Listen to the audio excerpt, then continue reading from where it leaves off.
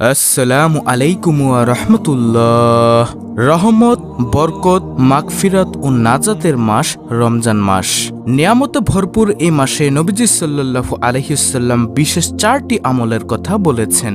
আমলগুলোর সঙ্গে কিছু দোয়া, জিকির, তওবা ও ইস্তেগফার রয়েছে। এর বিনিময়ে রয়েছে বেশ কিছু সুখবর। নবীজি সাল্লাল্লাহু আলাইহি ওয়াসাল্লাম রমজানকে স্বাগত জানাতে গিয়ে উম্মতে মুসলিমার উদ্দেশ্যে এই আমলগুলোর দিক নির্দেশনা দিয়েছেন। আর কি সেই আমল ও দোয়াগুলো, আজকের ভিডিওতে তা বিস্তারিত আলোচনা করব ইনশাআল্লাহ। প্রিয় দর্শক, আজকের ভিডিওতে আপনাদের সাথে এমন 4টি আমল নিয়ে কথা বলবো যে আমলগুলোকে নবীজি সাল্লাল্লাহু আলাইহি ওয়াসাল্লাম রমজান মাসের শুরু থেকে শেষ পর্যন্ত এই আমলগুলো করার জন্য প্রত্যেক মুসলিম উম্মাকে নির্দেশ দিয়েছেন। ভিডিওটি অত্যন্ত গুরুত্বপূর্ণ, তাই ভিডিওটি না টেনে শুরু থেকে শেষ পর্যন্ত দেখার জন্য অনুরোধ রইল। তাহলে চলুন মূল ভিডিও শুরু করা যাক। দর্শক, নবীজি সাল্লাল্লাহু আলাইহি ওয়াসাল্লামের নির্দেশনা অনুযায়ী মুমিন মুসলমান অন্যান্য আমলের পাশাপাশি বিশেষ 4টি আমল, জিকির ও দোয়া করার মাধ্যমে মাসটি ইবাদতে কাটাবে, অর্থাৎ রমজান মাসটি কাটাবে। রোজাদারদের জন্য মাসটি ইবাদতের বসন্তকালে পরিণত হবে। আমল 4টির মধ্যে 2টি মহান আল্লাহর জন্য আর 2টি বান্দার জন্য। হাদিসে এসেছে, হযরত সালমান ফারসি রাদিয়াল্লাহু আনহু বর্ণনা করেন, শাবান মাসের শেষ দিন রাসূলুল্লাহ সাল্লাল্লাহু আলাইহি ওয়াসাল্লাম আমাদের উদ্দেশ্যে এই মর্মে বক্তব্য দেন যে, হে লোক সকল, অবশ্যই তোমাদের সামনে মহান মাস, বরকতময় মাস উপস্থিত। এ মাসে তোমরা 4টি আমল বেশি বেশি আদায় করবে। এর মধ্যে 2টি কাজ আল্লাহর জন্য আর 2টি কাজ তোমাদের নিজেদের জন্য। আল্লাহর জন্য 2টি আমল বা কাজ হলো, নম্বর 1, কালেমার সর্বোত্তম তাসবিহ লা ইলাহা ইল্লাল্লাহ পাঠ করা। 2, আল্লাহর কাছে বেশি বেশি ইস্তেগফার তথা ক্ষমা প্রার্থনা করা। আপনাদের মনে প্রশ্ন আসতে পারে যে নবীজি সাল্লাল্লাহু আলাইহি ওয়াসাল্লাম কেন কালেমার জিকির করার এত তাগিদ দিয়েছেন? তাহলে শুনুন প্রিয় দর্শক, এই কালেমা মানুষকে এক আল্লাহর স্বীকৃতি তথা তাওহীদের দিকে ধাবিত করে, মানুষের সবচেয়ে বড় অপরাধ শিরক থেকে মুক্ত রাখে, যে উদ্দেশ্যে আল্লাহ যুগে যুগে নবী রাসূল পাঠিয়েছেন আর আমাদের জন্য দিয়েছেন মহাগ্রন্থ আল কোরআন। তাই এ কারণেই কোরআন নাজিলের মাসে মহান আল্লাহর একাত্মবাদের স্বীকৃতি দিতে একনিষ্ঠতার সঙ্গে সঙ্গে বেশি বেশি কালেমার তাসবিহ পাঠ করা। তো প্রিয় দর্শক, আশা করি আপনারা বুঝতে পেরেছেন যে পবিত্র মাহে রমজানে রাসূলুল্লাহ সাল্লাল্লাহু আলাইহি ওয়াসাল্লাম কেন বেশি বেশি কালেমার জিকির করার কথা বলেছেন। তারপরে নম্বর 2, আল্লাহর কাছে বেশি বেশি করে ইস্তেগফার করা। ইস্তেগফার বেশি বেশি পড়ার কারণ, এ কারণেই কোরআন সুন্নায় বেশি বেশি তওবা ইস্তেগফার করার ব্যাপারে তাগিদ দেওয়া হয়েছে, কেননা গুনাহ মুক্ত জীবনের অন্যতম উপায় হচ্ছে তওবা ও ইস্তেগফার। আল্লাহ তাআলা ঘোষণা করেন, যে গুনাহ করে কিংবা নিজের অনিষ্ট করে অতঃপর আল্লাহর কাছে ক্ষমা প্রার্থনা করে, সে আল্লাহকে ক্ষমাশীল এবং করুণাময় পায়। সুবহানাল্লাহ। এছাড়াও প্রিয় নবী সাল্লাল্লাহু আলাইহি ওয়াসাল্লামকে আল্লাহ তাআলা জানিয়েছেন, নিশ্চয়ই মুনাফিকরা জাহান্নামের নিম্নতম স্তরে অবস্থান করবে এবং তুমি কখনো তাদের জন্য সাহায্যকারী পাবে না, কিন্তু যারা তওবা করে সংশোধন হয় তারা ব্যতীত। সূরা নিসা আয়াত নম্বর 145 থেকে 146। প্রিয় দর্শক, শুধু তাই নয়, আল্লাহ তাআলা আরো বলেছেন, হে মুমিনগণ, তোমরা সবাই আল্লাহর দিকে প্রত্যাবর্তন করো যাতে তোমরা সফল কাম হতে পারো। তাই তো আল্লাহ বলেন, তোমরা তোমাদের রবের কাছে ইস্তেগফার করো, তিনি অত্যন্ত ক্ষমাশীল।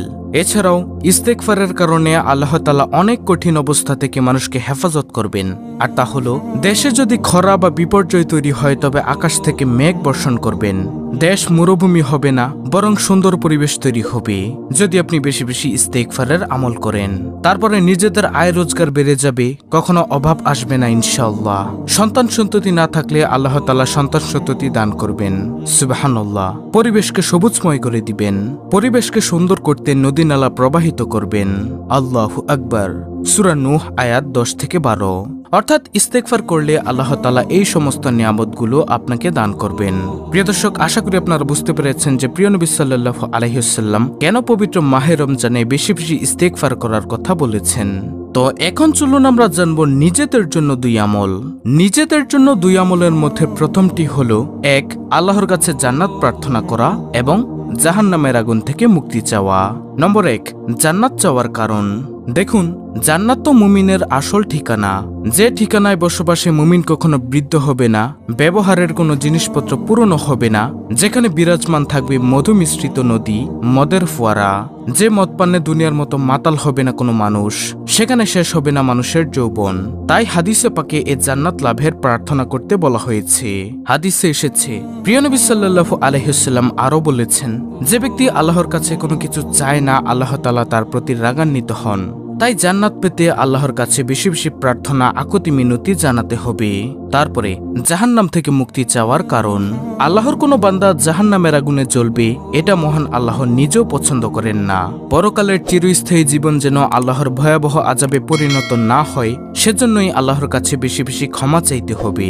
আর ক্ষমা প্রার্থনাকারীদের মহান আল্লাহ সবচেয়ে বেশি ভালোবাসেন। সুবহানাল্লাহ। সুপ্রিয় দর্শক, রাসূল সাল্লাল্লাহু আলাইহি ওয়াসাল্লামের হাদিসটিতে ঘোষিত 4টি আমলের যথাযথ বাস্তবায়নে এই দোয়াগুলো পড়া জরুরি, যা ধারাবাহিকভাবে তুলে ধরা হলো। যেমন বেশি বেশি কালেমার এই তাসবিহ পড়া, লা ইলাহা ইল্লাল্লাহ, অর্থ আল্লাহ ছাড়া কোনো উপাস্য নেই। তারপরে বেশি বেশি তওবা ইস্তেগফার করা, সাইয়্যিদুল ইস্তেগফার সহ কয়েকটি ইস্তেগফার তুলে ধরা হলো। যেমন আপনি সর্বদা আস্তাগফিরুল্লাহ এই শব্দটি বেশি বেশি পড়তে পারেন পবিত্র মাহে রমজানের শুরু থেকে শেষ পর্যন্ত। আস্তাগফিরুল্লাহ অর্থ আমি আল্লাহর কাছে ক্ষমা প্রার্থনা করছি। ইস্তেগফারের নিয়মগুলো আমি আপনাদেরকে বলছি। প্রতি ওয়াক্ত ফরজ নামাজের সালাম ফিরানোর পর রাসূলুল্লাহ সাল্লাল্লাহু আলাইহি ওয়াসাল্লাম এই ইস্তেগফারটি অর্থাৎ আস্তাগফিরুল্লাহ 3 বার পড়তেন, মিশকাত শরীফের হাদিস। অথবা আপনি এই ইস্তেগফারটিও পড়তে পারেন, আস্তাগফিরুল্লাহ ওয়া আতুবু ইলাইহি, অর্থ আমি আল্লাহর কাছে ক্ষমা প্রার্থনা করছি এবং তার দিকেই ফিরে আসছি। নিয়ম, এই ইস্তেগফারটি প্রতিদিন 70 থেকে 100 বার পড়া। রাসূল সাল্লাল্লাহু আলাইহি ওয়াসাল্লাম প্রতিদিন 70 বারের অধিক তওবা ও এই ইস্তেগফার করতেন, বুখারী শরীফের হাদিস। অথবা আপনি এই ইস্তেগফারটিও পড়তে পারেন, রব্বিগফিরলি ওয়া তুব আলাইয়া ইন্নাকা আনতাত তাওয়াবুর রহিম, অর্থাৎ হে আমার প্রভু, আপনি আমাকে ক্ষমা করুন এবং আমার তওবা কবুল করুন, নিশ্চয়ই আপনি মহান তওবা কবুলকারী করুণাময়। রাসূলুল্লাহ সাল্লাল্লাহু আলাইহি ওয়াসাল্লাম মসজিদে বসে এক বৈঠকে এই দোয়া 100 বার পড়েছেন। আবু দাউদ, ইবনে মাজাহ, তিরমিজি, মিশকাত শরীফের হাদিস। তারপরে আপনি পড়তে পারেন, আস্তাগফিরুল্লাহাল্লাযী লা ইলাহা ইল্লা হুয়াল হাইয়ুল কাইয়্যুম ওয়া আতুবু ইলাইহি, অর্থ আমি ওই আল্লাহর কাছে ক্ষমা চাই, যিনি ছাড়া প্রকৃতপক্ষে কোনো মাবুদ নেই, তিনি চিরঞ্জীব, চিরস্থায়ী এবং তার কাছেই তওবা করে ফিরে আসি। এই ইস্তেগফারের ফজিলত সম্পর্কে প্রিয় নবী সাল্লাল্লাহু আলাইহি ওয়াসাল্লাম বলেছেন, দিনের যে কোনো ইবাদত বন্দেগী তথা ক্ষমা প্রার্থনার সময় এভাবে তওবা ইস্তেগফার করা। হাদিসে এসেছে, এভাবে তওবা ইস্তেগফার করলে আল্লাহ তাআলা তাকে ক্ষমা করে দিবেন, যদিও সে যুদ্ধক্ষেত্র থেকে পলায়নকারীও হয়। সুবহানাল্লাহ। আবু দাউদ শরীফের হাদিস, তিরমিজি শরীফের হাদিস, মিশকাত শরীফের হাদিস। অথবা আপনি সাইয়্যিদুল ইস্তেগফার, সর্বশ্রেষ্ঠ ইস্তেগফার পড়তে পারেন, যেমন আল্লাহুম্মা আনতা রাব্বি লা ইলাহা ইল্লা আনতা খলাকতানি ওয়া আনা আবদুকা ওয়া আনা আলা আহদিকা ওয়া ওয়াদিকা মাস্তাতাতু আউযু বিকা মিন শাররি মা সানাতু আবউ লাকা বিনি'মাতিকা আলাইয়া ওয়া আবউ লাকা বিযামবি ফাগফিরলি ফাইন্নাহু লা ইয়াগফিরুয যুনুবা ইল্লা আনতা। এই ইস্তেগফারটি করার নিয়ম সম্পর্কে রাসূলুল্লাহ সাল্লাল্লাহু আলাইহি ওয়াসাল্লাম বুখারী শরীফের বর্ণনায় বলেছেন, সকাল ও সন্ধ্যায় এই ইস্তেগফার করা, ফজর ও মাগরিবের নামাজের পরে এই ইস্তেগফার পড়তে ভুল না করা। কেননা হাদিসে এসেছে, যে ব্যক্তি এই ইস্তেগফার সকালে পড়ে আর সন্ধ্যা হওয়ার আগেই মারা যায়, কিংবা সন্ধ্যায় পড়ে সকাল হওয়ার আগেই মারা যায়, তবে সে জান্নাতে যাবে।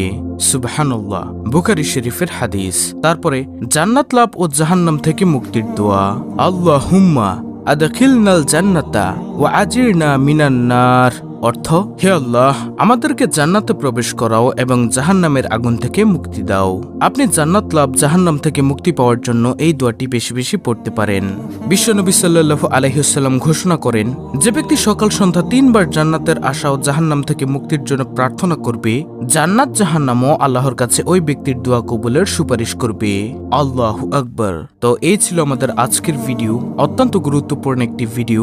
ভিডিওটি ভালো লাগলে অবশ্যই চ্যানেলটিকে সাবস্ক্রাইব করে করে পাশে থাকা বেল বাটন অল বাজিয়ে দিবেন, ভিডিওটিতে একটি লাইক দিবেন এবং কমেন্টে আমিন লিখবেন এবং অন্য মুসলিম ভাই বোনদের কাছে ভিডিওটি শেয়ার করে দিবেন যেন তারাও দেখে শিখে এই আমলটি করতে পারে। আল্লাহ রাব্বুল আলামিন মুসলিম উম্মাকে পুরো রমজান মাস রোজা পালন, ফরজ ও নফল নামাজ, জিকির আজকারের পাশাপাশি বিশেষ এই 4টি আমল এবং এর সঙ্গে সংশ্লিষ্ট দোয়াগুলো যথাযথ আদায় করার তৌফিক দান করুন। আমিন।